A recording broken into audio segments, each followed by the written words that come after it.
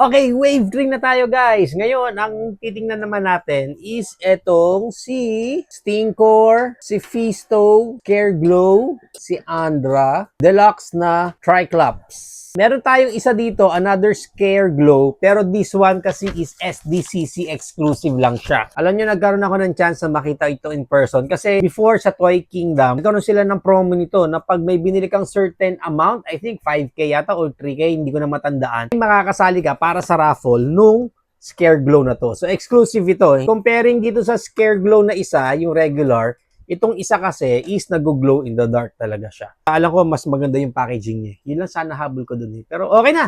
Check na natin to lahat. Stinkor. Ayun. Stinkor. Fisto. Ayun. Si Fisto. Careglow. Ito yung regular na Careglow. Then si Andra. Ito si Andra. Ito.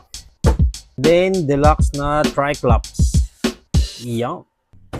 So, ito na guys, lahat ng wave 3 natin. Apparently, wala tayong doubles sa wave na to. Although, may pagkabutaw din itong wave na to eh. Kasi, before, available pa itong mga ibang characters natin dito. Pero right now, parang di ko na siya nakikita at wala na rin mga nakasale na ganyan. So, as of now, mga singles lang per character na meron tayo dito. And on this wave 3, ito nga yung wala tayo. Yung exclusive na Careglow. SDCC exclusive kasi kaya talagang wala tayo nun. Pero, ganun pa man, ayan na lahat.